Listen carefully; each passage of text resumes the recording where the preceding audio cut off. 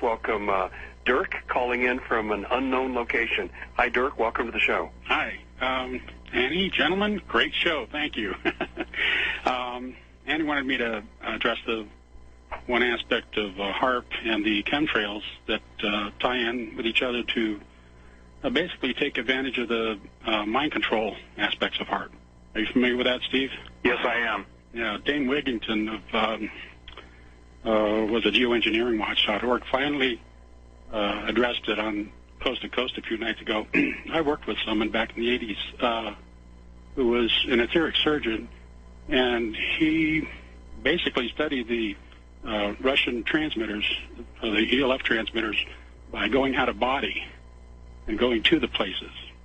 And a lot of his work was confirmed by Colonel Tom Bearden. He also worked with Bill Tiller and Norm Shealy. Well, we found out that there were also 40 transmitters inside the U.S. on military bases, and they were working in conjunction with the Russians to develop specific frequencies they could be transmitted to transmit anything from diseases. They'd use the virus signatures or bacterial signatures, the frequencies. Are you talking about race-specific weapons? No, these are scalar wave weaponry. What he's talking about is that you can basically use any form of energy or specific forms of energy as a carrier wave to induce electromagnetic sickness. Yeah. In essence, that's what the Russians were doing when they were beaming all their different frequency weapons at the U.S. Embassy, and people were getting sick. It's to the science now that they can basically articulate resonance, and pretty much everything has a resonance. Every atomic element, every cell, every membrane, every component. And once you parallel or overrule or actually override that frequency, you can induce such subatomic trauma. You can do it. So what the gentleman is talking about, Dave, is that, they don't need to basically come up and jab you with an umbrella tip anymore with, let's say, plutonium as they murdered the spy Georgy Markov. The bottom line is they can basically RFID you, radio frequency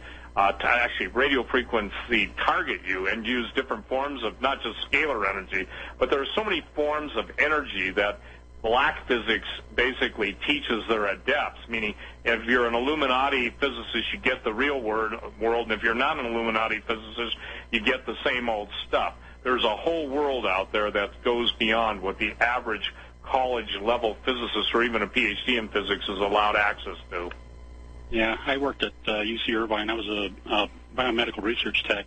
Before that, I was in electronics. Okay, so you understand that see, very few, it's kind of interesting because you're kind of a composite guy that's got expertise in both fields. Yeah. When you get someone who understands, obviously, the field of electronics, and then they understand, obviously, the biomedical ramifications. I mean, it was like Albert Becker, the body electric, and Royal Rife, the American Medical Association, just destroyed that man. Yeah. But these guys knew this stuff, 50, 75 years ago?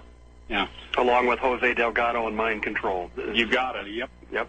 Now, the thing is, Dane Wigington finally made the connection and said the aluminum that we're breathing in from the chemtrails yes, sir, is making us more susceptible to these frequencies. They can actually target whole cities and broadcast the frequencies for fear, panic, things like that, as well as diseases, specific diseases. So they can bring down a whole city just, by broadcasting the.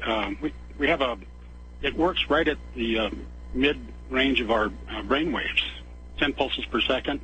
Well, what they do is they piggyback a microwave carrier, and the frequencies are so specific that they can broadcast a frequency for panic that most everybody will entrain. It's brainwave entrainment.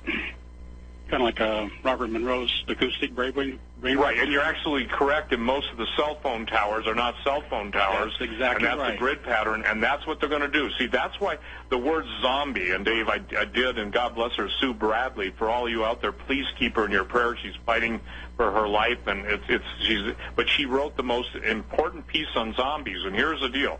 The New World Order and the Luciferians call us zombies because they're feeding us basically everything to initiate, if you will, a electrochemical attack in which everybody goes crazy. Yes, I've been told that by my FEMA contacts that went into seclusion, and it's going to come through two sources, HARP and the smart meters. Yep.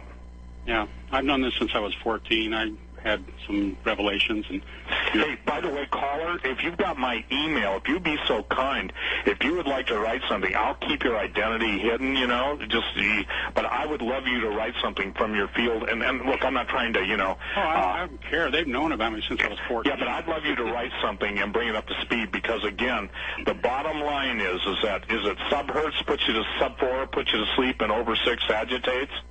Yep. Yeah, that's what I hear too. Yeah. And Dirk, I believe Annie has your contact information. Is that correct? Oh yeah. Yeah, send me an email if you would, and I'll correspond with you through email. And I want to thank you for bringing that up. Yeah, fantastic call. And Dirk, I'm going to be in touch too because it sounds like we need to get you on the show. Yeah, Annie wants me to. I've heard. Okay. All right. Thank you. Dirk. Okay, thanks, Dirk. Yeah, we just got a few seconds here before we go to break, but Steve, you can tell we don't have ordinary callers here. We have highly intellectual, intelligent people who care deeply about this country and what's happened to it. And I do have to agree. I concur with you. Whatever happens with our country, it's going to have to be rebuilt. I totally concur that this country is lost.